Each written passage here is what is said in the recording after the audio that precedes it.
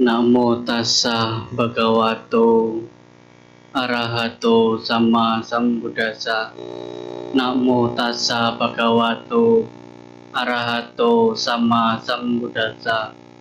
Namo tassa bhagavato arahato sama sambuddhassa. Danang dadanto sadhaya silang rakanto sabadha bawana birata hontu gajantu dewata kata ti. Dengan keyakinan hendaknya dana diberikan dengan menjaga moralitas dan dengan melatih pikiran, seseorang telah di alam bahagia hingga realisasi pembebasan.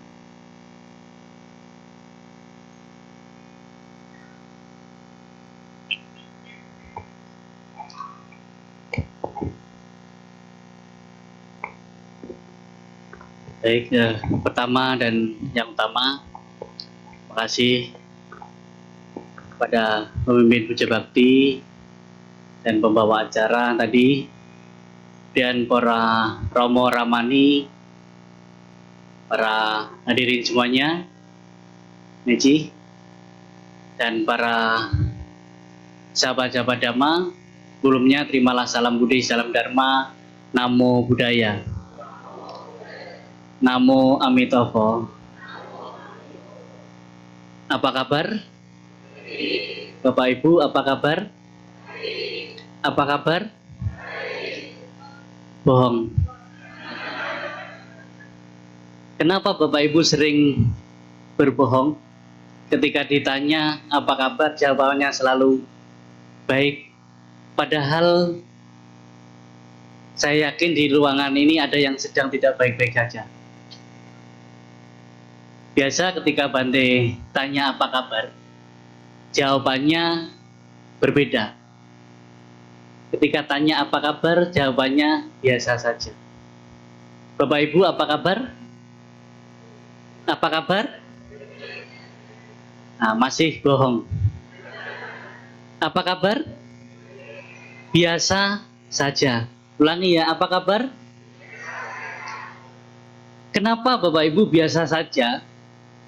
Karena kita harus menerima bahwa dalam hidup ini, bahkan setiap saat, setiap hari, kita mengalami kondisi yang suka maupun duka. Karena ini bagian kenyataan hidup di dalam 8 dhamma yang pasti, yaitu kita bahagia, bersedih, ada untung, ada rugi, ada dihina, dipuji. Ada 8 kondisi yang pasti dalam kehidupan ini. Tetapi kebodohan kita sebagai manusia, kita hanya mau menerima yang enaknya saja. Ini udah kondisi yang pasti tapi kita tolak. Dan setiap saat, setiap hari kita sering ketika ditanya apa kabar, baik, luar biasa, dan lain sebagainya. Oke, itu prinsip masing-masing. Tetapi ketika Bapak Ibu bilang baik, di sekitarnya, mungkin di samping kanan kiri Bapak Ibu, baru saja kemalangan. Ataupun ketika Bapak Ibu bilang tidak baik, di samping Bapak Ibu sedang bergembira. Tadi malam dapat lotre. Maka kita sebagai yang pembelajar Dhamma, sebenarnya kehidupan setiap saat itu biasa saja. Baik buruk apapun yang terjadi dalam kehidupan ini selalu silih berganti dan berubah. Maka biasa saja. Suka dan duka. Ketika kedua hal ini kita bisa memahami, menerima, maka ketika kita dalam kondisi yang tidak baik-baik saja, kita tidak larut dalam kesedihan. Dan ketika kita sedang bergembira, kita tidak terbuai juga dalam kegembiraan atau hanya kebahagiaan yang berakhir ketika berubah, sedihnya mendalam. Istilahnya kalau Bapak Ibu kalau mencintai itu sewajarnya aja. Jangan bilang pokoknya saya cinta kamu sehidup semati. Toh nyatanya dia mati, kamu cari lagi kan. Ini yang sering terjadi. Ya biasa saja gitu, bahwa segala sesuatu memang biasa saja.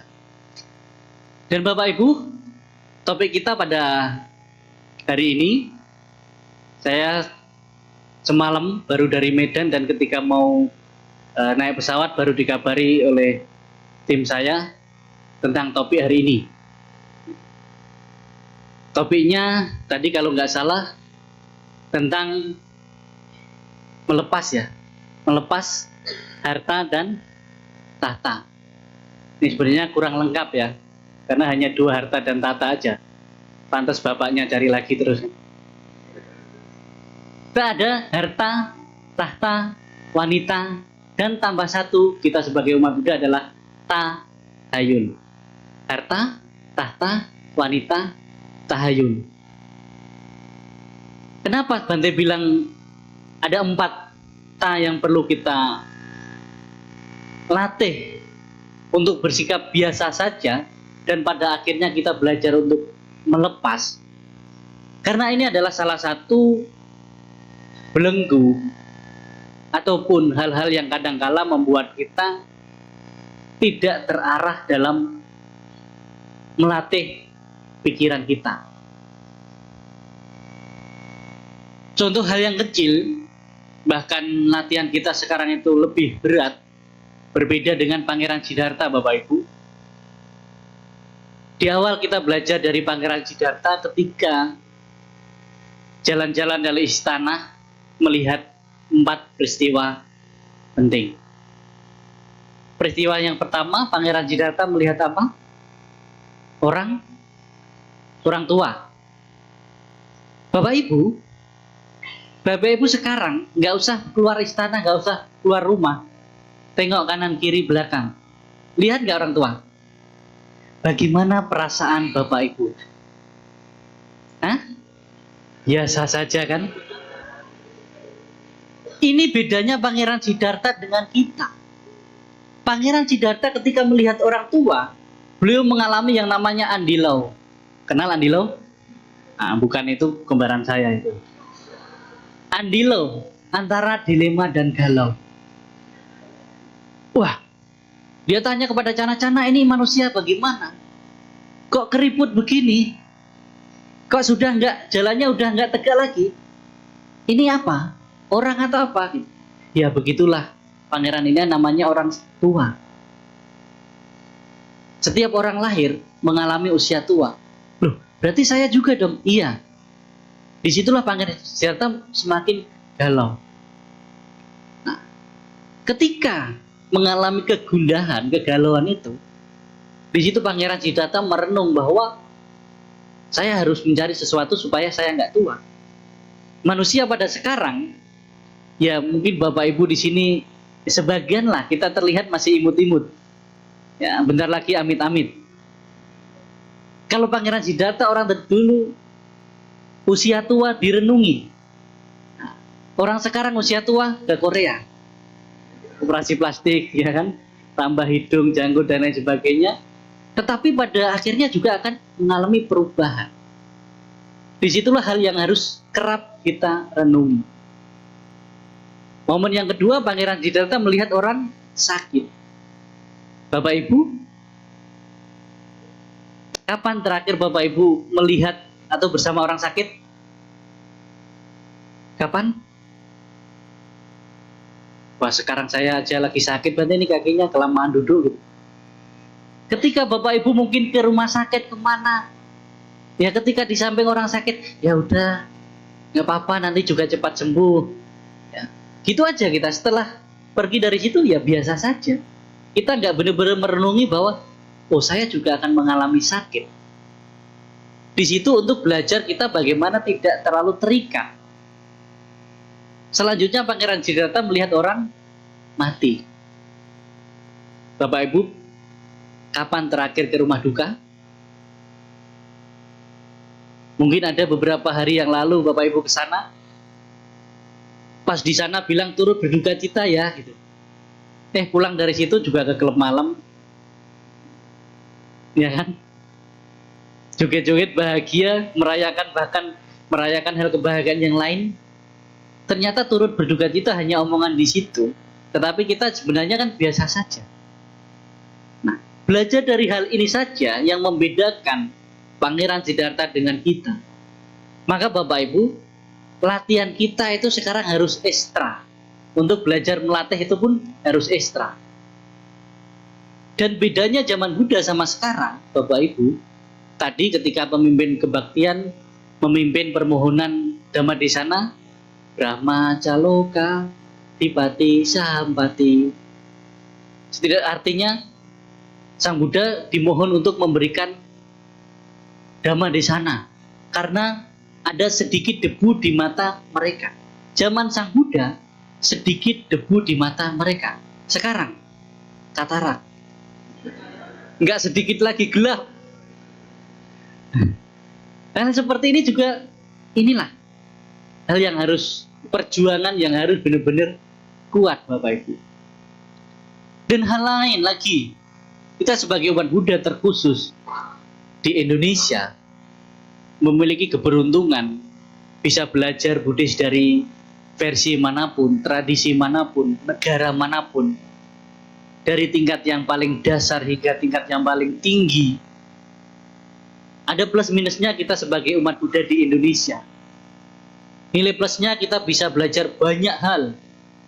Mau Sutta, Winaya, Abhidhamma, sudah Bapak Ibu pelajari semuanya. Tetapi secara tidak kita sadari Bapak Ibu, hampir sebagian yang sering kita baca, kita pelajari, tidak kurang dari 20% kadang yang bisa kita praktekkan di kehidupan kita sehari-hari. Loh, kenapa demikian Bante? Karena kita sering konsumsi yang dosisnya lebih tinggi dari kita, bahkan mungkin Bapak Ibu sebagai seorang rumah tangga. Tapi setiap saat kadang-kala berusaha untuk praktek atau mencapai dhamma yang seharusnya dijalankan oleh Papa Cita. Contoh yang paling mendasar Bapak Ibu, ketika Bapak Ibu ikut retreat meditasi, kalau mungkin di masyarakat di luar belajar meditasi maunya mencapai ketenangan, cari tenang. Umat Buddha enggak, mau belajar baru duduk 1 jam, 2 jam, berapa hari maunya mencapai jhana, mencapai tingkat kesucian dan lain sebagainya. Baru belajar sudah mau mencapai.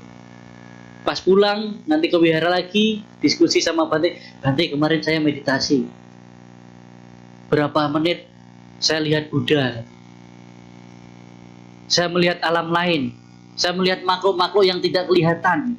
Saya bingung juga melihat makhluk yang tidak kelihatan, kan tidak kelihatan.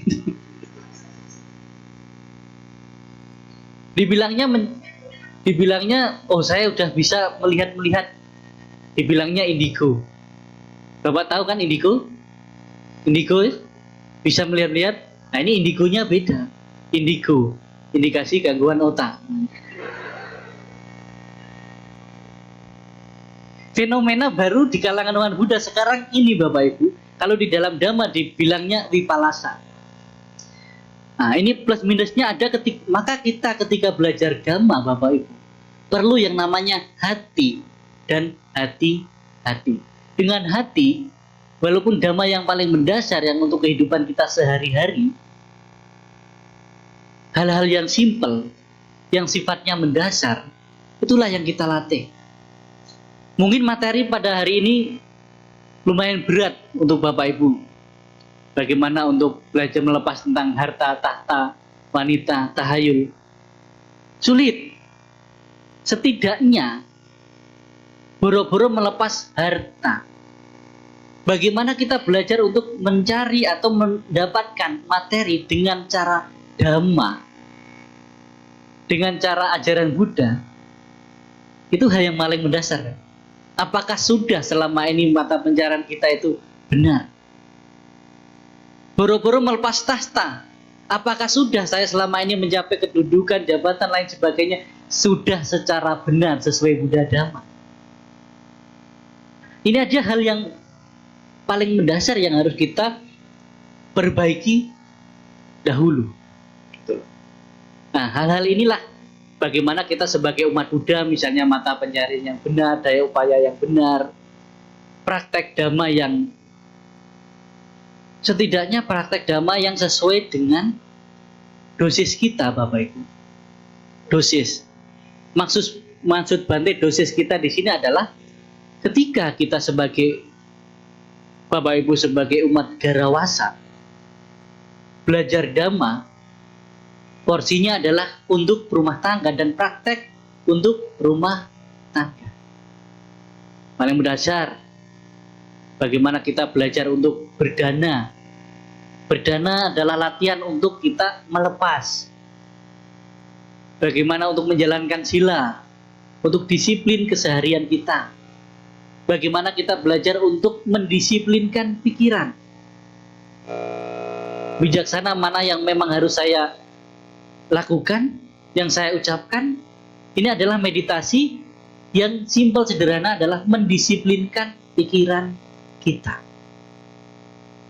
3 hal ini praktek yang mendasar bahwa sebagai umat Buddha perlu yang namanya dana, sila, dan samadhi. Samadhi di sini adalah bagaimana kita mendisiplinkan pikiran kita. Hal yang paling mendasar di sini, Bapak Ibu. Jadi untuk praktek keseharian seorang berumah tangga, ingat Sang Buddha mengajarkan dhamma bukan hanya kepada 5 orang pertapa. Bukan hanya kepada 5 orang pertapa. Tapi Sang Buddha juga membabarkan dhamma kepada Yasa, seorang berumah tangga. Kepada Tapusa dan Balika. Kepada Anatta, Pindika. Nah, kita seringnya kan mendengarnya, wahai para biku. Padahal bapak-bapak belum biku kan. Tapi ketika Sang Buddha mengajarkan dhamma kepada Yasa, di situ ditekankan bagaimana pentingnya untuk berumah tangga melakukan kebajikan. Pentingnya melakukan kebajikan. Kemudian kepada Tapusa dan Balika, bagaimana pentingnya melakukan kebajikan dan pentingnya melatih moralitas. Kalau zaman sekarang misalnya untuk umat Buddha, untuk anak-anak muda yang berbisnis, ada bisnis sesuai Buddha Dhamma. Wah, Bante duniawi dong. Ya kalau nggak mau duniawi mati dong. Masalahnya, Bapak Ibu, belajar Dhamma untuk berbisnis, untuk mata pencarian yang benar, ini adalah dasar untuk melakukan kebajikan. Yang terpenting adalah sesuai Buddha Dhamma. Selanjutnya ketika Bapak Ibu sudah sukses ataupun sudah mapan, ada loh manajemen keuangan sesuai Buddha Dhamma. Pernah Bapak Ibu mendengar manajemen keuangan Buddhis? Yang sering kita dengar 10%. Oh, berarti apakah di Buddhis ada? Ada Bapak Ibu. Di dalam Cigalowada Sutta, Samyutta Nikaya di situ, di dalam Buddhis juga menjabarkan bahwa manajemen keuangan sesuai Dhamma 25%, 25% dan 50%. 25% untuk kebutuhan kehidupan sehari-hari. Belanja, untuk makan.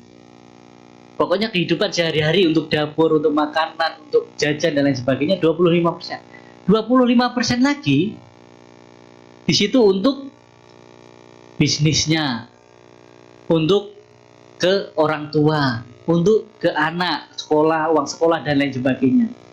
Lagi yang 50% untuk investasi, untuk hal-hal yang kita tidak tahu nanti terjadi apa. Loh, Bante, yang untuk berbuat baik yang mana? Dari 50% itu, Bapak Ibu bisa mengambil sebagian untuk melakukan kebajikan. Terserah Bapak Ibu kemampuannya berapa. Ya kemampuannya 40% ya 40%. 30 ya 30. 20 ya 20. 10 ya 10. 10 nggak mampu lagi ya keterlaluan. Itu ada loh. Di dalam agama Buddha ternyata ada. Manajemen keuangan sesuai Dhamma. Nah itu salah satu materi saya waktu itu ketika ngisi di perusahaan Indofood sama ini nggak di-endorse ya. Ada beberapa perusahaan yang ada di Indonesia yang kebetulan lebih banyak karyawannya umat Buddha. Nggak mungkin kan di situ topik saya mencapai kesucian kan? Target aja belum tercapai Bante. Nah itu bagaimana bisnis sesuai Buddha Dhamma? Ada loh ternyata. Nah inilah yang harus kita kemas untuk generasi-generasi sekarang. Jangan kok anak-anak muda baru ke wihara kita ajak untuk berdana, kita ajak untuk meditasi mencapai kesucian. Nah, hal-hal ini mungkin masukan yang mendasar bagaimana kita menyampaikan Dhamma, kita sharing memang sesuai kegunaan, sesuai dengan porsi kita. Hal inilah Bapak Ibu yang kita sebagai umat Buddha, bukan yang kita pelajari, bukan berarti tidak boleh belajar Dhamma banyak, harus, tapi tahu mana yang memang porsi kita harus kita praktekkan dalam kehidupan sehari-hari, mana yang tidak. Karena Bapak Ibu kita sebagai umat Buddha kadang sering yang namanya konslet. Tahu ya konslet ya? Beberapa kemarin saya menemui umat-umat kalau pergi retreat, ikut meditasi, pas pulang retreat sampai rumah suaminya jalan pelan. Ya Robert, jalan pelan, makannya pelan. Jadi istrinya protes, Bante, suami saya ikut meditasi kayaknya kesambet gitu.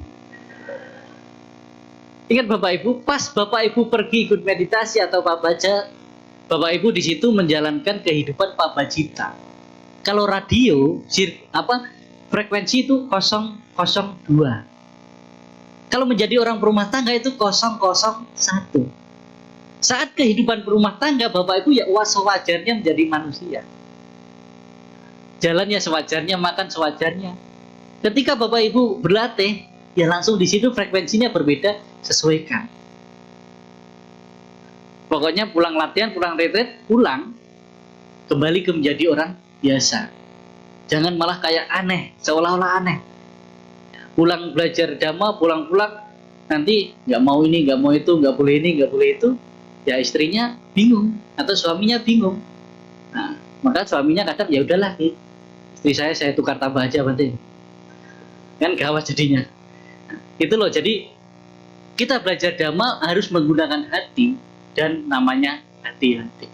Belajar melepas bukan hanya sekedar kita meninggalkan, tetapi bagaimana kita menerima kondisi yang ada sekarang sebagaimana adanya, itu juga salah satu belajar melepas. Bagaimana ketika kondisi berubah dari baik menjadi kurang baik, itu juga belajar melepas ketika kita bisa menerima kondisi yang ada sebagaimana adanya. Bukan memaksakan diri kondisi yang ada harus seperti yang saya mau. Hal-hal ini perlu kita garis bawahi untuk latihan dalam kehidupan kita sehari-hari. Baik Bapak Ibu, selanjutnya Bapak Ibu boleh mengajukan pertanyaan, karena kalau saya banyak berbicara gak adil. Silahkan, karena terbiasa ketika menyampaikan saya nggak tahu apa yang Bapak Ibu belum tahu, dan ketika Bapak Ibu mau tahu apa saya belum tahu, maka utarakanlah apa yang belum tahu atau yang ingin diketahui. Silakan. Seperti yang kita lihat ya, mungkin kita juga penasaran, ini awal mulanya Bante bisa berkolaborasi dengan Om Deddy dan Habib Jafar. Maaf, Habib Jafar itu bagaimana ceritanya Bante? Soalnya itu benar-benar menimbulkan terbentuknya satu harmonisasi antara umat beragama gitu. Boleh cerita sedikit Bante? Pastinya bermula dari saya diundang. Karena saya nggak mungkin tiba-tiba datang, karena saya bukan Jelangkung ya. Ya sebenarnya untuk kegiatan-kegiatan lintas agama di Medan sendiri, di Sumatera Utara, karena saya lebih sering stay-nya di wilayah Sumatera Utara, Aceh dan Nias. Nah di sana memang dari sejak awal saya jadi biku sudah membangun beberapa komunitas lintas iman bukan lintas agama tapi lintas iman, karena di Indonesia kita memiliki banyak penghayat kepercayaan dan lain sebagainya. Sudah jalan sudah lama, tetapi secara offline, belum ada media dan lain sebagainya. Tapi di masa-masa awal-awal pandemi, mungkin kegiatan-kegiatan seperti itu sulit untuk dilakukan. Maka dari tim Habib dan tim Dedi mencari pemuka-pemuka agama yang sudah terbiasa di masyarakat, yang kalau bisa dibilang saya Bante yang suka keluyuran ya, karena memang bertapa kan, suka keluyuran dan lebih sering di luar wihara ketika belajar dhamma ataupun berbagi dhamma. Dan dari situlah mungkin mereka menemukan beberapa dokumentasi yang ada di media sosial, maka mereka memutuskan untuk mengundang saya. Saya yakin ketika tujuannya baik, tujuannya sama, yang positif, siapapun yang mengundang, siapapun yang meminta, dari agama manapun, organisasi manapun, suku apapun, aliran apapun, bahkan sesama Buddhis yang aliran apapun, agama tradisi manapun, saya siap di situ.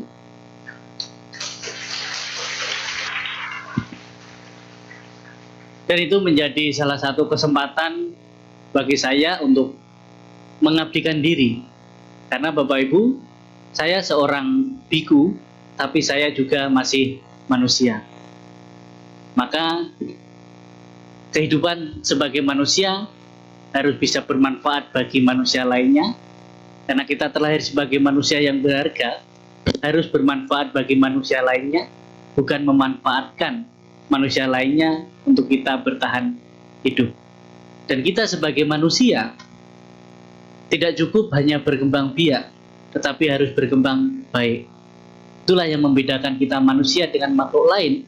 Bukan hanya berkembang biak, bukan hanya semakin banyak, tetapi harus juga semakin baik. Kalau Sang Buddha mengutarakan di dalam Dhammapada, kita sebagai manusia bukan hanya bertumbuh jasmani kita, tetapi juga harus bertumbuh secara pemikiran. Jangan hanya seperti sapi yang bertumbuh badannya aja dan pemikirannya enggak. Padahal ada yang sapi pinter kan di TV-TV kan main film juga ya. Mungkin itu, jadi nggak banyak latar belakang tapi akan banyak yang akan datang. Itu aja. Wah, luar biasa ya.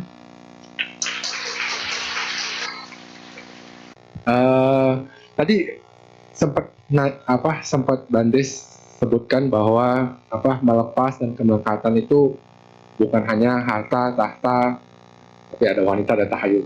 Jadi sebenarnya pertanyaanku lebih ke di kondisi sosial sekarang, menurut saya banyak sekali kita tuh memikirkan sikap-sikap orang lain atau perbuatan-perbuatan orang lain yang mungkin udah lewat dulunya, tapi kita ada pemikiran bahwa mungkin dia udah nggak ngelakuinnya lagi. Tapi kita dari sisi kita mungkin ada kemelekatan di mana atau tidak bisa melepas juga. What if atau bagaimana jika dia melakukannya lagi dan itu bakal menyakiti diri kita. Dan juga mungkin ada satu sisi lagi di mana mungkin itu perbuatan yang sekarang ya mungkin kita udah nasihati misalnya, terus kita merasa kalau tidak ada perubahan itu bakal menyakiti kita, kan itu berarti belum bisa melepas dan belum bisa, masih melekat ya. Menurut Bante gimana dan gimana cara untuk solusinya? Ya, intinya yang tanya tadi itu jurusannya akuntansi Bapak Ibu. Tahu akuntansi? Aku mantan yang tak perlu kau tangisi.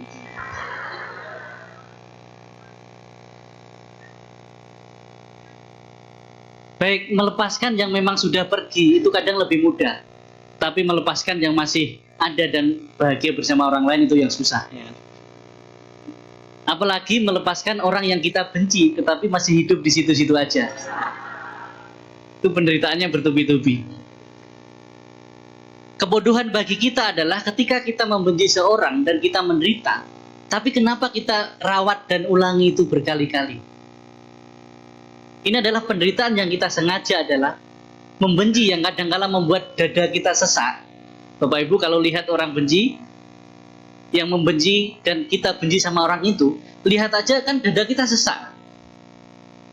Nah, jadi penyebab penyakit bukan makanan tapi kebencian Bapak Ibu kan. Kenapa kita nggak benar-benar melepas dengan ikhlas tanpa terikat dan mengikat? Ingat Bapak Ibu kalimat ini, melepas tanpa terikat dan mengikat. Sering kan kita, ya sudah Bante saya memaafkan dia, biarlah karma yang membalas, sama aja. Ini justru kita malah menambah karma buruk lagi. Salah satu cara bagaimana kita bisa melepas orang yang kita benci adalah menganggap dia bukan melakukan kesalahan, tetapi ketidaktahuan mereka. Orang yang melakukan kejahatan sama kita, berbuat jahat sama kita, itu orang yang tidak tahu, tidak ngerti. Seperti anak-anak ketika nakal, memecahkan piring dan lain sebagainya, karena dia nggak tahu, nggak ngerti. Jadi salah satu cara untuk bagaimana kita melepaskan kebencian kepada orang lain yang sudah pernah melakukan kesalahan sama kita adalah, selain memaafkan adalah memaklumi bahwa memang dia nggak tahu, memang dia nggak ngerti. Bukan orangnya yang kita benci, tetapi kita tidak setuju dengan sikap yang pernah dilakukan. Oke, justru Bapak Ibu, kita harusnya malah kasihan sama orang-orang yang jahat sama kita. Kita harus kasihan justru malah. Justru tugas kita di situ adalah membantu. Maka Sang Buddha di situ menyampaikan kebencian tidak akan pernah berakhir bila dibalas dengan kebencian. Tetapi kebencian akan berakhir bila dibalas dengan cinta kasih. Selain kita memaklumi, selain kita melepas, bagaimana Bapak Ibu belajar untuk melakukan hal yang baik kepada orang yang Bapak Ibu benci. Wah, sulit berarti. Memang sulit, tapi bukan berarti tidak bisa. Salah satu cara yang paling cepat sebenarnya Bapak Ibu, kita mengakhiri dendam dan benci adalah lakukan hal yang baik kepada orang yang kamu benci atau yang Bapak Ibu punya dendam. Itu salah satu cara yang paling terbaik, yang mungkin tidak semua orang bisa menjalani, tapi kalau bisa mempraktekkan. Bahkan Bapak Ibu bisa mengubah orang yang membenci, yang Bapak Ibu benci, menjadi orang yang baik sama Bapak Ibu. Gitu. Kemudian poin yang kedua, Bante, saya takut nanti tiba-tiba dia melakukan kejahatan lagi. Bukan takut, justru itu kita yang bodoh. Kita membiarkan dia melakukan kejahatan yang sama berulang lagi. Maka ketika orang itu pernah salah sama kita, bukan kok kita takut dia melakukan lagi, kita yang harus berhati-hati. Kita pernah orang pinjam uang sama kita, gara-gara nggak dibalikkan, kita kehilangan dia kan. Keluarga dan lain sebagainya, kan ada lagu itu, harta yang paling berharga apa? Ya tapi yang sering habiskan harta kan keluarga juga. Dengan pinjam uang, hutang nggak balik, kita nagih uang, nggak mungkin nagih hutang ke keluarga. Nah istilahnya kan begitu, harta paling berharga adalah keluarga, tapi yang sering menghabiskan harta kita juga keluarga. Dengan cara ngutang dan nggak pernah kita tagih dan nggak pernah bayar. Nah, ini hal yang mungkin. Nah, itu tadi. Jadi bagaimana? Pertama adalah kita melakukan sesuatu hal yang baik kepada orang yang mungkin kita benci. Di situ kita benar-benar melatih, mengalahkan diri kita. Dan hal yang terpenting adalah jangan lihat apa yang sudah dan belum dilakukan orang lain padamu. Tetapi lihatlah apa yang sudah dan belum dilakukan dirimu pada orang lain. Itu pesan Sang Buddha di dalam Dhammapada. Lihatlah apa yang sudah dan belum engkau lakukan, bukan apa yang sudah dan belum dilakukan oleh orang lain. Ini kan terjadi di dalam kehidupan keluarga, terkhusus suami istri, terkhusus Anda anak-anak muda yang punya pasangan, yang jomblo ya kasihan. Ketika kita bilang, memang selama ini kamu sudah berkeluarga sama saya, apa saja yang sudah kamu berikan kepada saya? Itu biasa kalau pas ribut. Kamu kasih apa aja ke saya? Sudah lakukan apa aja ke saya? Selalu begitu, kita selalu apa yang sudah kamu berikan ke saya, apa yang sudah kamu lakukan ke saya. Padahal Bapak Ibu di dalam Jigalawadah Sutta, Sang Buddha mengajarkan kewajiban suami terhadap istri, istri terhadap suami, anak terhadap orang tua ke anak. Sang Buddha tidak mengajarkan suami menuntut istri, istri menuntut suami kan. Maka bahasa kita adalah kasih sayang. Kalau Bapak Ibu mau disayang, kasih dulu dong. Namanya juga kasih sayang kan. Kalau udah dikasih, nah pasti disayang. Bapaknya mau makanan enak, masak enak, nggak dikasih uang belanja, nggak ditambahi uang belanja kan. Maka hukum sebab akibat, makanya kasih sayang. Kalau mau disayang, kasih dulu. Sama Bapak Ibu, ketika orang membenci kita, melogi kita dan lain sebagainya, kalau mau orang itu baik sama kita, maka lakukanlah kebaikan kepada mereka, walaupun berawal dari hal yang berat. Karena ngasih sesuatu ke orang yang kita benci itu tantangannya berat. Tetapi bukan berarti nggak bisa. Jangan percaya dulu sama saya, tapi coba buktikan terlebih dahulu. Karena saya pernah berusaha untuk membuktikan itu dan untungnya berhasil. Maka saya berbicara di sini. Nah itu ingat ya. Setidaknya pertama kamu harus hati-hati. Yang kedua, bukan kok takut, tapi kamu harus waspada. Jangan sampai kamu jadi korban jambu biji. Tahu jambu biji? Janji-janji manis bikin jijik. Udah pernah kena, nanti dijanji-janji manis, kena lagi kan? Nah itu, jambu biji itu. Janji-janji manis bikin jijik. Bisa dipahami ya? Oke, lanjut. Terima kasih Bante. Tadi saya pas datang ke sini juga merasakan ada perbedaan. Kok hari ini banyak banget, penuh banget. Tapi saya nggak perhatikan siapa penceramahnya. Nah ini mengingatkan saya dengan fenomena umat Bante, bukan umat Buddha. Karena kan seperti kalau jadwal ceramah almarhum Pak Wawor itu penuh. Bante Panyawaro penuh. Saya nggak tahu ternyata kali ini penuh juga, tapi saya nggak tahu bahwa yang ceramah Bante.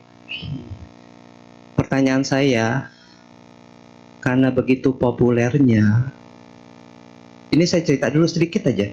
Ada satu Bante di Dhammacakka, dia pernah bilang, saya nggak tahu tiba-tiba saya diundang. Ya saya diundang, saya datang lagi, ternyata acara politik. Nah pertanyaan saya, karena politik Indonesia kan juga sedang frontal. Pernah gak tanda petik Bante dimanfaatkan untuk ya seperti kampanye kayak gitu? Terima kasih. Tidak perlu jauh-jauh politik, sekarang aja saya lagi dimanfaatkan.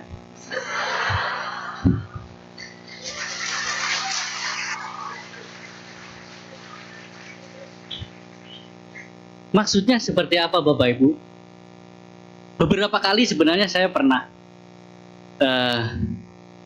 dulu pas di Medan, dulu pernah seorang tokoh politik itu pas acara saya lintas itu tiba-tiba minta foto dan lain sebagainya. Besok salah satu Bante udah ada di spanduknya. Dan apesnya dia nggak tahu bahwa beda pemuka agama Buddha dengan pemuka agama lain itu beda. Ketika pemuka agama lain ditaruh di situ, tambah pengikutnya. Pas wajah Bante yang dipasang berkurang gratis. Itu terjadi. Dan belakangan ini banyak juga fenomena-fenomena seperti itu. Ya, apalagi di kehidupan para Bante Sangha. Kan tidak terlibat dengan politik. Tergantung dong Bantenya siapa kadangkala.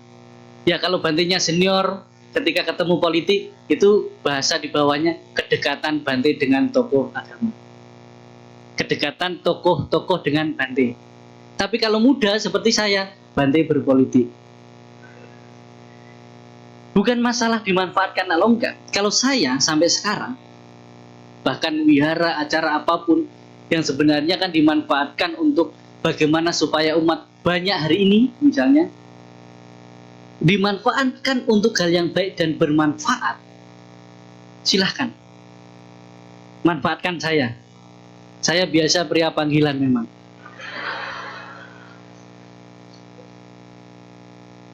silahkan gitu loh. Tetapi di hal-hal yang politik, ilmu politik, stop dulu. Maksudnya untuk apa? Dijadikan apa? Kalau di belakang layar untuk menasehati, untuk kasih masukan, siap. Tetapi kalau dibawa di ranah publik, nggak semudah itu, Ferry Guslo. Nggak semudah itu. Sering dan ada beberapa. Cuman kita harus tahu mana porsi saya. Ya. Jadi kalau Habib bilang bandit setengil-tengilnya saya, tahu sebatas saya mana. Bahkan saya seorang biku, punya winaya, punya aturan. Bahkan saya kegiatan di luar, dimanapun, saya tahu sebatas mana yang saya bisa lakukan, yang bisa kerjakan, dan mana yang tidak. Walaupun kadang-kala di masyarakat umat terkhusus Buddhis sendiri, berkomentar ini dan itu lain sebagainya, saya tetap jalan karena saya tahu mana yang benar, mana yang enggak. Kalau prinsip bagi saya, lebih baik saya dibenci tetapi tetap melakukan yang baik dan benar. Maaf mungkin agak kasar, daripada saya munafik supaya umat itu suka saya. Kalau iya, bilang iya, kalau enggak, bilang enggak. Jangan yang enggak. Ya. Kalau sama teman, aku bilang, ya sering disebut, oh bandit industri gitu. Ya seindustri-industrinya saya enggak ngemis donasi lah. Istilahnya seperti itu. Pernah Pak, cuman saya harus memilah dan memilih mana yang untuk hal yang positif dan tidak dimanfaatkan untuk hal yang negatif atau saling menyerang atau membenci, saya siap. Tetapi kalau yang lainnya, yang hal-halnya berdampak negatif di masyarakat, bahkan orang-orang tertentu, maaf, cari yang lain. Bukan berarti saya harus ikut, ataupun karena kedekatan, atau karena kadang bahasa sekarang kalau bukan donatur, jangan ngatur. Karena dia donatur jadi ngatur gitu. Nah, jangan ngatur gitu. Istilahnya di situ. Kita kalau berbicara politik sekarang, apa yang nggak politik? Tetapi politiknya siap. Wihara aja harus berpolitik. Politik wihara, politik organisasi dan lain sebagainya. Ya, jadi jawaban dari saya pernah beberapa kali dimanfaatkan seperti itu, tetapi yang enggak mereka sadari adalah efeknya beda, berbalik dengan mungkin pemuka agama lain. Karena umat kan tahu, loh ini kok Bante di sini, kok Bante malah di bawah ini, berarti orang ini enggak ngerti, enggak tahu. Jadi kita malah enggak berpihak. Nah, hal seperti itu kita menjadi seorang, misalnya Bapak Ibu menjadi rakyat yang harus istilahnya memilih orang, justru di situ malah menyadarkan, oh ini kok malah Bante dipakai, berarti dia ada hal-hal yang malah nggak cocok dong kalau tahu ini nggak boleh tapi dilakukan. Nah seperti itu. Mungkin itu Pak dari saya. Kalau belum cukup boleh tanyakan Bante. Terima kasih. Namo Buddhaya Bante, apabila ada orang yang berpandangan hukum karma berlaku sesuai perbuatan, maka ia bisa berbuat apa saja asal sanggup menerima karmanya. Jadi hidup harus dinikmati karena mau menerima apapun hasil karmanya. Tidak usah takut dalam perbuatan, toh hasilnya kita sendiri yang menerima. Bagaimana menurut Bante? Terima kasih. Sama halnya ketika Bapak Ibu dikasih tahu jangan makan ini banyak-banyak, jangan makan itu banyak-banyak, nanti sakit. Yuk, kan sakit saya yang nanggung sendiri. Masalahnya ketika Bapak Ibu sakit nyusahin orang lain. Minta tolong orang lain, nyusahin orang lain, bahkan orang yang di sekitarnya nyusahin gitu loh. Kalau ditanggung sendiri, benar-benar sendiri, dan enggak. Dan efeknya kan lebih banyak menyusahkan orang lain, dan ketika kita menyusahkan orang lain, di situ karma buruk muncul baru. Sama, ketika karma tadi, oh Bante semua kan saya yang nanggung sendiri, oke. Bapak Ibu, kita yang nanggung sendiri. Tetapi efeknya, ketika semakin berat, ketika kita menanggung, di situ kita menanam lagi, menanam lagi, dan lain sebagainya. Dan itu kadangkala perkataan orang yang tidak atau belum merasakan hasil dari perbuatan buruk yang dilakukan. Itu kan hanya pertanyaan ngarang istilahnya. Oh Bante, yang penting kan saya kan nanggung sendiri. Tidak mungkin. Ketika Bapak Ibu sakit, kesakitan, baru sadar, iya ya, kenapa hari itu saya dikasih tahu nggak mau? Kenapa saya banyak minum gula ya, makan gula ya? Baru sadar. Ya memang penyesalan datang itu di akhir, kalau di awal itu pendaftaran. Selalu seperti itu. Maka Bapak Ibu ketika kita tahu hal-hal seperti itu, nggak perlu ke diri kita lah, belajar dari orang-orang lain, belajar dari kisah-kisah, belajar dari hal-hal yang udah dialami orang lain.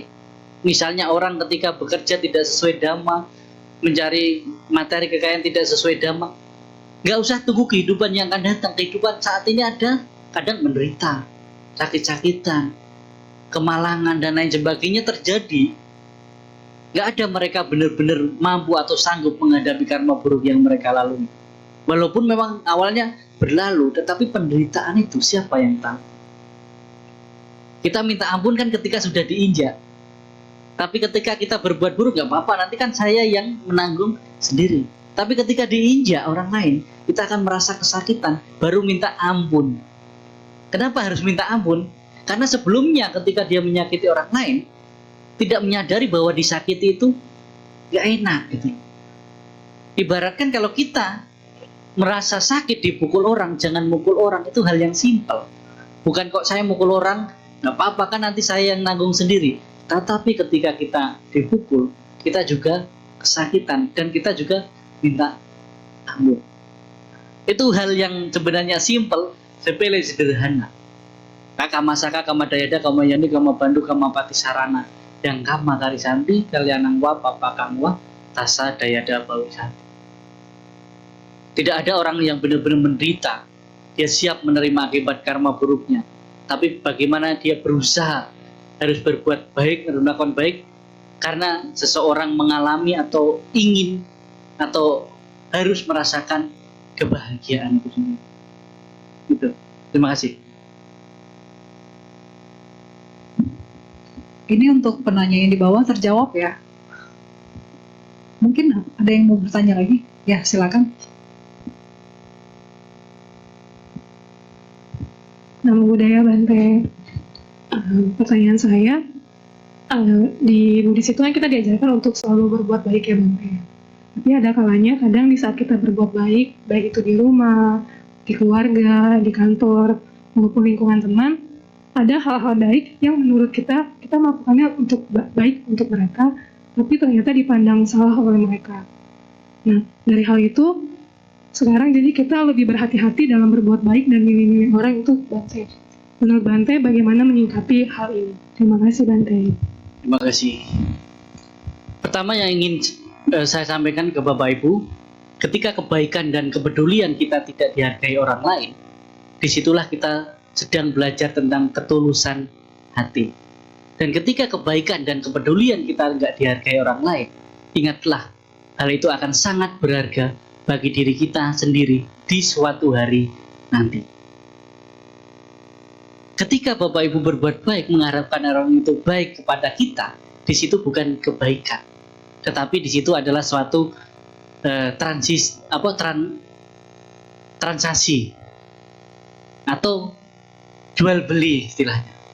Tapi ketika kita berbuat baik, kita membentuk diri kita menjadi orang baik, bukan membentuk supaya orang melihat bahwa diri kita baik. Kita berdana, kita berbuat baik ke wihara, bukan untuk supaya orang mengenal saya sebagai donatur, orang mengenal saya sebagai orang yang murah hati. Tetapi bagaimana kita membentuk diri kita menjadi orang baik karena kebaikan kita, bukan karena pengakuan orang lain. Dan ketika kita udah berbuat baik sama orang itu, tapi kita dimanfaatkan misalnya, kalau saya sering bilang, ya berarti saya masih bermanfaat bagi orang lain. Tetapi kalau itu keterlaluan, ya jangan bodoh, kita cari objek lain yang untuk berbuat baik. Jangan sampai kita melukai hati kita dengan perbuatan kita sendiri, yang sebenarnya kita bisa mengalihkan ke hal-hal yang lainnya. Jangan sampai Bapak Ibu kecewa nggak mau ke wihara hanya karena berdana di wihara nggak dibilang terima kasih, atau nggak gara-gara Bapak Ibu donatur di Wihara Dhammasuka, pas kesini nggak dikasih tempat duduk paling depan. Lalu habis itu nggak mau dana lagi, rugi dong. Ya kan, rugi di sendiri kita. Maka kita umat Buddha yang namanya memberi itu kita belajar melepas dan tidak mengharap kembali. Maka memberi. Dan Bapak Ibu, ketika kita memberi berbuat baik, kita mengharap bahagia. Kalau ada orang bilang terima kasih,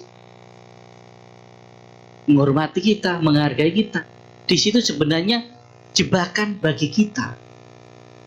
Karena suatu saat ketika orang nggak bilang terima kasih, kita nggak berbuat baik lagi. Sering Bapak Ibu, kita bahkan diajarkan, bahkan kita ngajarkan, ketika kita dikasih, kita bilang terima kasih. Tetapi latihan yang harus kita lakukan juga Bapak Ibu, ketika kita berdana, ketika kita berbuat baik, kita juga harus terima kasih kepada orang yang kita bantu. Mungkin ini agak lain. Ketika Bapak Ibu memberi berdana, seharusnya Bapak Ibu justru harus bilang terima kasih. Kenapa? Karena orang ini sudah menjadi lahan kita untuk menanam kebajikan. Ketika Bapak Ibu berdana, memberikan sesuatu kepada orang lain, bilanglah terima kasih kepada mereka. Saya belajar kadang dari relawan-relawan Master Sheng Yen, ketika memberikan bantuan harus dengan menunduk, setelah itu bilang ganen, terima kasih. Waktu itu saya bingung, loh kenapa ya kita yang memberi kok harus bilang terima kasih? Nah, disitulah kita sebagai umat Buddha, itulah seharusnya ketika kita berbuat baik, kita bilang terima kasih. Ketika kita bilang terima kasih, itu bukan sesuatu hal yang berbeda. Justru itu yang harus kita lakukan. Kita berterima kasih kepada yang punya lahan, karena kita sudah dikasih kesempatan untuk berbuat baik. Sama ketika kita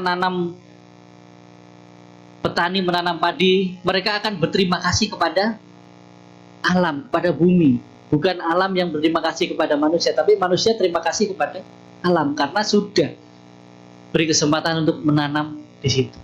Jadi Bapak Ibu, coba latih ketika kita berbuat baik, ketika kita memberi, kita belajar untuk bilang terima kasih.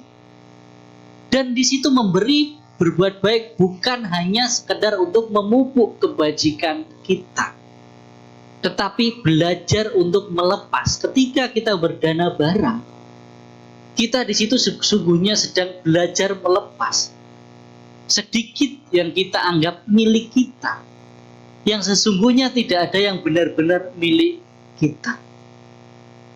Berdana bukan hanya sekedar memupuk kebajikan, tetapi di situ adalah sarana untuk kita melatih, belajar tentang melepas, belajar tentang melepas, belajar tentang ikhlas, belajar tentang rela. Nah, gitu. Maka sering orang menjadi sosial. Kalau Bapak Ibu menjadi sosial harus benar-benar ikhlas rela. Kalau nggak ikhlas rela, maka Bapak Ibu sering menjadi sosial. Sial ini, yang di sini sial ini kan sering seperti itu. Nah, inilah efeknya ketika kita berbuat baik supaya kita terlihat baik. Supaya kita berbuat baik harus tertulis di mana-mana nama kita. Ya. Tapi bagaimana kita membentuk diri kita dari dalam bahwa saya harus membangun diri saya menjadi orang yang rela, menjadi orang yang baik. Tidak perlu orang mengakui kita. Itu saja. Terima kasih. Tidak bisa diterima ya. Baik, ini ada pertanyaan lagi dari umat yang berada di bawah, Bante.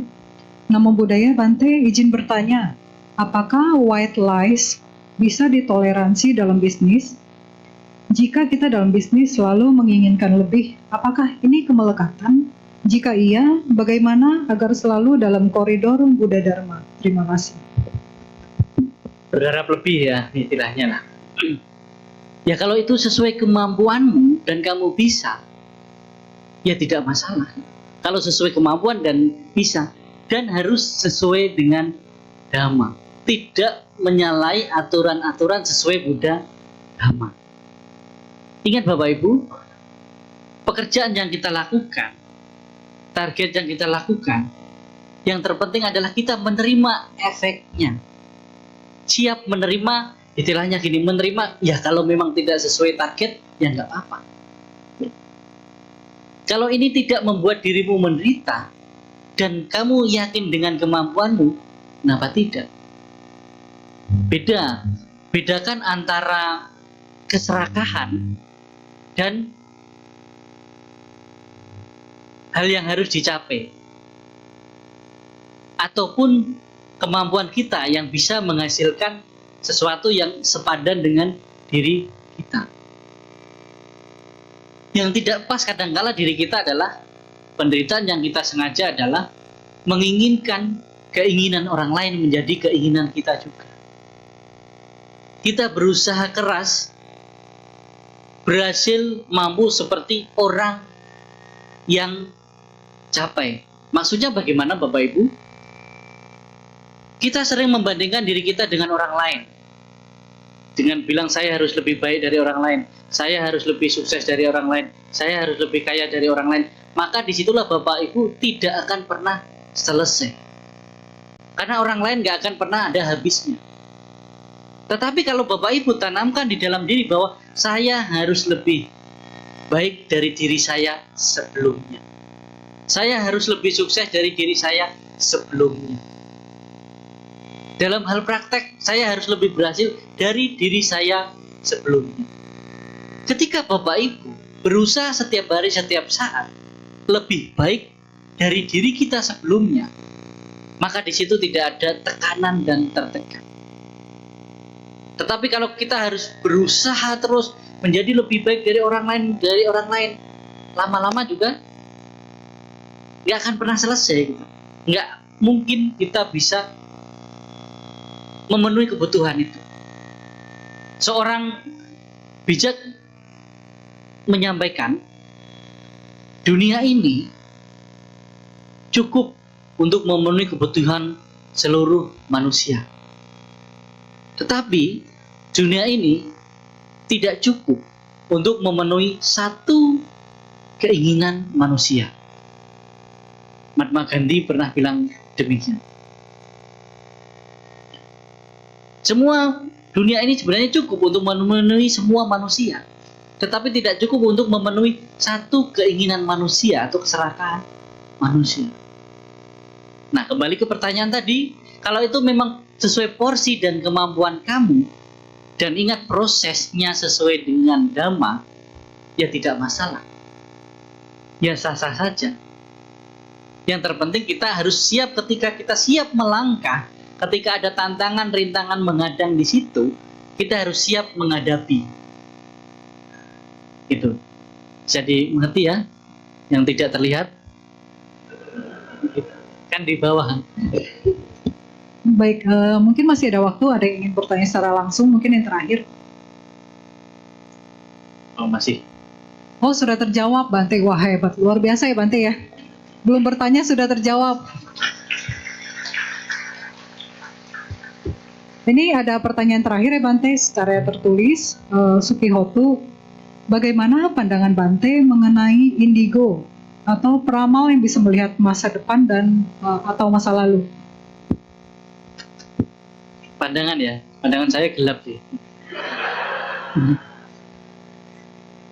Tanya pandangannya. Ya kita sebagai Buddhis menerima bahwa hal itu memang ada, betul adanya. Tapi saya punya hak untuk tidak mempercayai beberapa orang yang mengaku ataupun bilang bahwa dia. Saya menerima dan saya mempercayai bahwa ada manusia yang bisa melihat di kehidupan yang lampau, bahkan makhluk lain. Tetapi saya punya hak untuk tidak mempercayai beberapa orang yang mengatakan bahwa dia bisa melihat.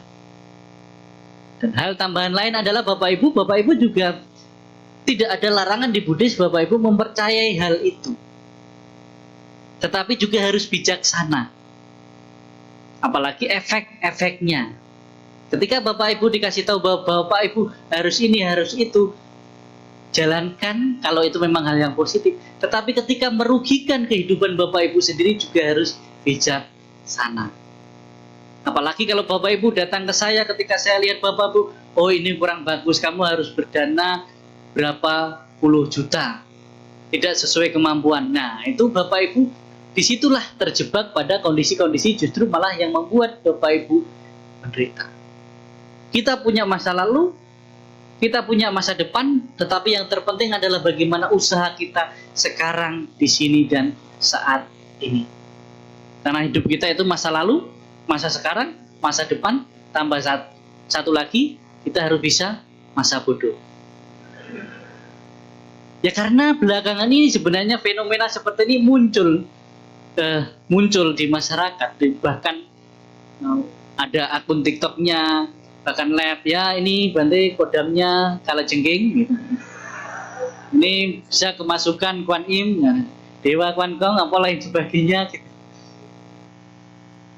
Kalau pandangan saya tadi, hal yang paling simpel kita memang mengakui, mempercayai hal-hal itu ada. Karena ada kisah-kisah di zaman Sang Buddha pun ada.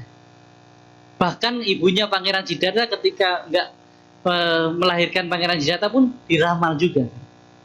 Jadi kita mempercayai itu ada. Tetapi kita berhak tidak mempercayai sebagian orang yang bilang bahwa dirinya seperti itu.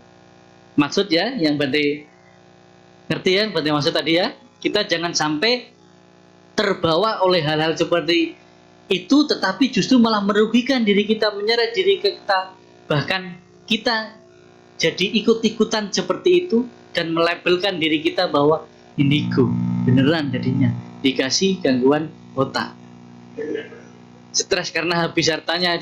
Karena fenomena belakangan ini pas saya baru ingat kemarin juga di Medan ada beberapa umat datang ke saya dan mau dana sesuatu yang mungkin pas saya tanya kenapa dananya harus ini dan harus segini banyak. Oh iya, katanya kata yang saya tanya, karena saya ada yang ngikuti ini, ada yang ngikuti itu, katanya saya harus berdana barang ini berapa banyak ke wihara ataupun ke panti asuhan dan lain sebagainya. Sehingga dia pun harus jual barang-barangnya untuk membeli barang itu untuk didanakan. Dan akhirnya menjadi problem di keluarganya, malah keributan di keluarganya. Yang awalnya baik-baik saja, hanya karena orang ini bertanya kepada orang yang dibilang bisa melihat yang tidak terlihat, yang sampai sekarang saya bingung kenapa tidak terlihat kok bisa dilihat, justru malah mempersulit kehidupan kita. Nah, inilah sejak sebagai Buddhis kita juga harus bijaksana juga. Bukan kita nggak percaya, tetapi kita harus bijaksana. Mana hal yang memang harus saya lakukan, yang saya kerjakan, mana yang sekedar tahu saja. Ya, sekedar tahu saja. Kalau sama fenomena di masyarakat, di media sosial lain sebagainya, nggak semua kok harus kita ikuti, nggak semua harus kita turuti. Cukup menikmati, kita tahu, ya udah selesai gitu. Toh saya nggak perlu, toh saya nggak butuh. Yang sering membuat penderitaan yang kita sengaja dalam kehidupan kita, Bapak Ibu, bukan kebutuhan kita, tetapi keinginan kita, keinginan tahuan kita. Sama ketika Bapak Ibu datang ke tempat-tempat seperti itu, tanya-tanya orang, bukan butuh sebenarnya, tapi awalnya ingin tahu, tapi malah terjebak, terbawa. Ini fenomena-fenomena yang terjadi sebenarnya bukan baru-baru ini, sudah sejak dulu, tetapi sekarang didukung oleh media sosial dan lain sebagainya di sini. Sama seperti hari ini katanya ramai sampai bawah di sini, sebenarnya bukan karena saya, tapi karena saya diundang ke sini. Dan Bapak Ibu, sebenarnya saya ke ruangan ini, di wihara ini saya yang kedua kalinya. Mungkin yang udah lama di sini mungkin, loh kapan Bang? Ini yang kedua kalinya. Yang pertama sekitar 10 tahun yang lalu lah. Iya, waktu itu saya mendampingi Lupo Kusit yang dari Tiger Temple. Pernah di sini tuh saya udah ke sini. Tapi waktu itu kan saya nggak kelihatan. Karena nggak terlihat gitu. Nah, kalau sekarang kan istilahnya media. Disitulah ketika media kita pergunakan dengan hal-hal yang baik akan membawa kebaikan bagi banyak orang. Hal yang baik ketika kita pergunakan baiknya banyak orang. Banyak kadang berkata, wah ini umat yang datang ke sini hanya ngefans sama Bante, ya nggak masalah. Tapi yang ingin saya katakan di sini, bila Antartika itu ujung dunia, maka antar kita cukup mengagumi saja.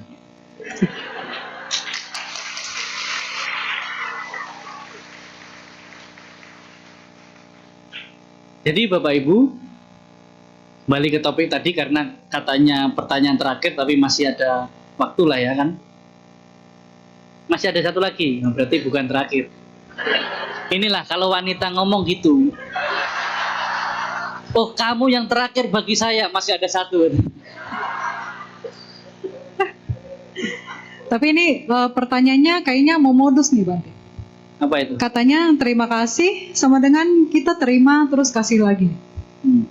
Kenapa enggak terima sayang Bante, kita terima terus menyayangi yang kasih. Oke.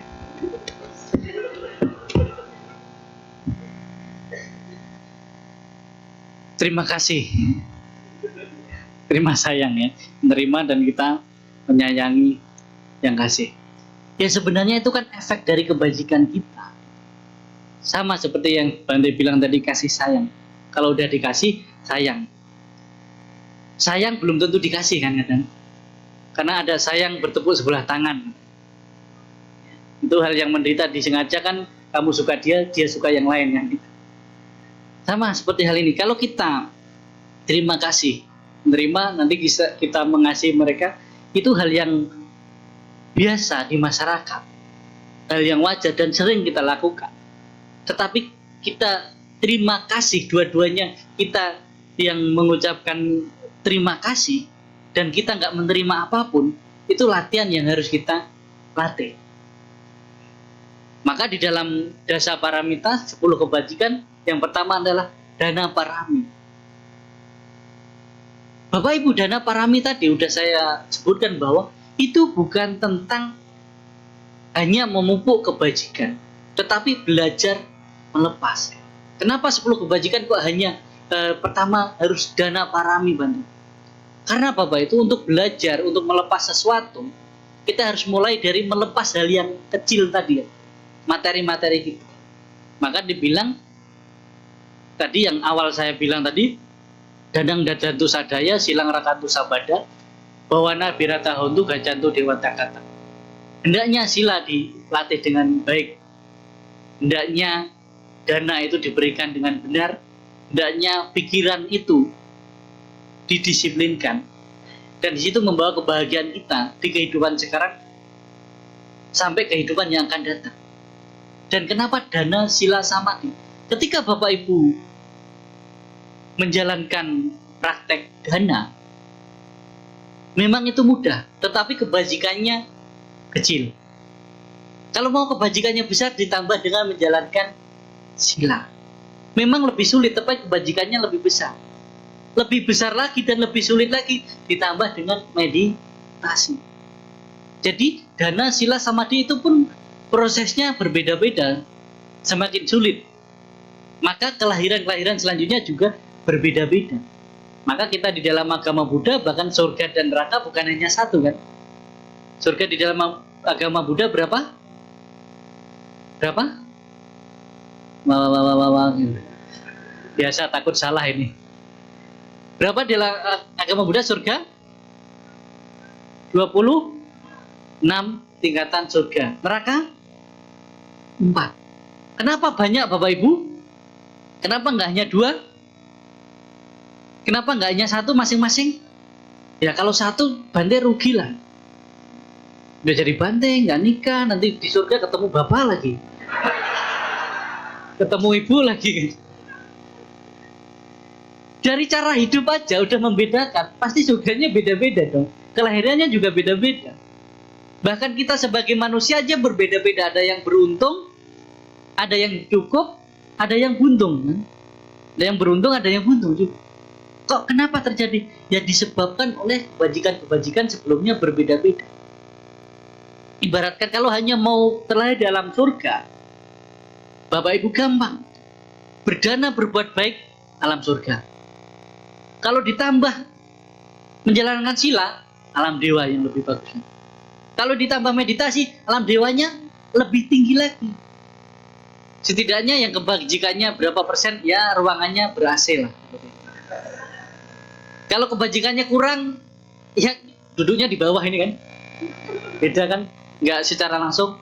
Kalau kurang lagi, ya mungkin dengarkan dari luar. Itu aja udah bisa dilihat dari kebajikannya.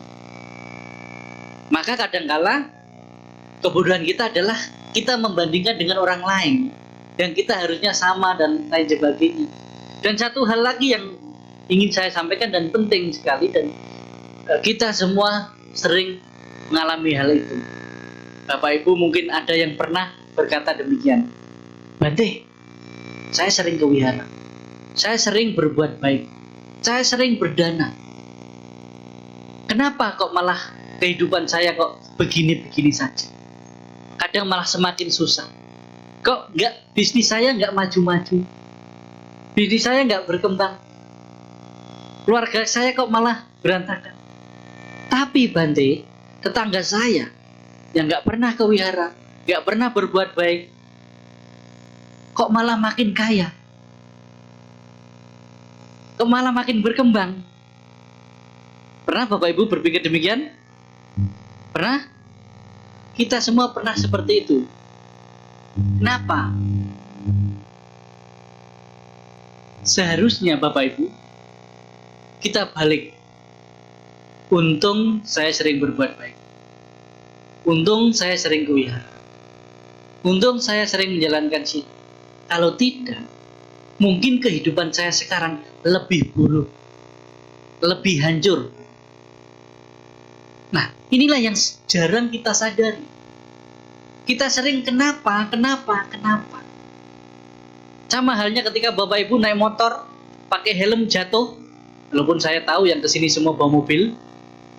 Ibaratkan ketika kita naik motor pakai helm jatuh, tangan kita patah, kaki kita patah, terus kita bilang, percuma Bante saya pakai helm, masih patah tangan saya jatuh. Harusnya kan untung pakai helm, tangan saya yang patah, kalau enggak kepala saya. Nah, kita jarang merenungi di situ. Jadi Bapak Ibu, kondisi saat ini, Bapak Ibu itu kondisi yang terbaik ketika Bapak Ibu berbuat baik, walaupun kondisinya belum sesuai keinginan kita. Tetapi kita yakin bahwa inilah yang seharusnya saya lakukan atau kebaikan ini, dan kondisi sekarang itu kondisi yang terbaik bagi saya. Maka kalau belum baik, maka kita tambah lagi kebaikan kita, tambah lagi kebajikan kita. Jangan sampai kondisi yang kurang baik melunturkan semangat kita untuk belajar dhamma, semangat kita untuk berbuat baik. Hal-hal ini kadang-kala sepele Bapak Ibu, tapi kita sering justru malah membuat diri kita tidak semangat hanya karena tantangan dan rintangan yang menghadap. Karena dalam praktek dhamma, kadang-kala kita harus terbentur, maka kita baru bisa terbentuk. Kalau hal-hal sesuatu yang mudah didapatkan, akan mudah hilang juga. Tetapi kalau sulit mendapatkannya, ketika kita memiliki, kita benar-benar menjaga, benar-benar memanfaatkan. Dan itu sesuatu hal yang bermakna. Begitu juga dengan praktek dhamma. Kalau mudah-mudah saja, gampang-gampang saja, jangan-jangan itu belum benar. Itu hanya sekedar baik. Karena Bapak Ibu, yang baik belum tentu benar. Tetapi yang benar sudah pasti baik. Kalau ada yang tiba-tiba datang baik-baik, hati-hati. Jangan-jangan siluman. Kadang kan itu. Nggak pernah WA, nggak pernah telepon, tiba-tiba WA. Pinjem dong 500. Seperti itu. Jadi Bapak Ibu, hal-hal tadi, perenungan-perenungan kecil, perenungan yang harus kita latih di dalam kehidupan kita sehari-hari. Intinya untuk belajar dhamma kita jangan takut melangkah. Yang terpenting langkah kita tidak menakutkan orang lain. Karena hidup ini adalah tentang perjalanan. Cepat itu nggak harus berlari, apalagi lari dari kenyataan.